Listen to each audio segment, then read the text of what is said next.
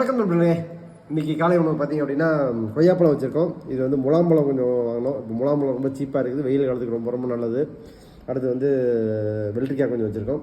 இது வந்து கருப்பு சுண்டல் வேக வச்சு தாளித்து வச்சுருக்கோம். இது வந்து சுரக்காய் வந்து பொரியல் பண்ணியிருக்கோம். இன்றைக்கி வந்து மெயின் கோர்ஸ் பார்த்திங்கன்னா ஒரே ஒரு முட்டை தோசை, இதுக்கு வந்து புதினா சட்னி இருக்குது. ஸோ இதுதான் இன்றைக்கி வந்து நம்மளுடைய காலை உணவு.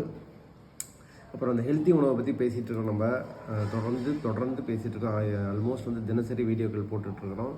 இப்போ என்னன்னு பார்த்தீங்கன்னா, உங்களுக்கு உணவு வந்து சத்து பற்றாக்குறை இருந்தது அப்படின்னா உங்களுடைய தினசரி வாழ்க்கையை வந்து டிஸ்டர்ப் ஆகுங்கிறது எல்லாத்துக்குமே தெரியும். ஒரு சிலர் பார்த்திங்கன்னா ரொம்ப டயர்டாகவே இருப்பாங்க. எப்பயுமே தூங்கி எந்திரிச்சா டயர்டாக எந்திரிப்பாங்க. ஆனால் தூங்குறது நம்ம எதுக்கு அப்படின்னா ரெஸ்ட் எடுக்கிறதுக்காக தூங்குறோம். ஆனால் தூங்கி எந்திரிச்சுன்னு டயர்டு இருக்குது அப்படின்னா உங்களுக்கு சத்துக்கள் வந்து பற்றாக்குறை இருக்குது அப்படின்னு தான் அர்த்தம். ஸோ அதனால் இந்த மாதிரி உணவு எடுத்துக்கங்க. எடுத்துகிட்டு நீங்கள் சாப்பிட்டுட்டு தூங்கி எந்திரிச்சிங்கன்னா நீங்கள் ஃப்ரெஷ்ஷாக ஃபீல் பண்ணுறதுக்கான வாய்ப்புகள் இருக்குது. ஸோ இந்த மாதிரி உணவு எடுத்துக்க முயற்சி பண்ணுங்கள். ஓகே.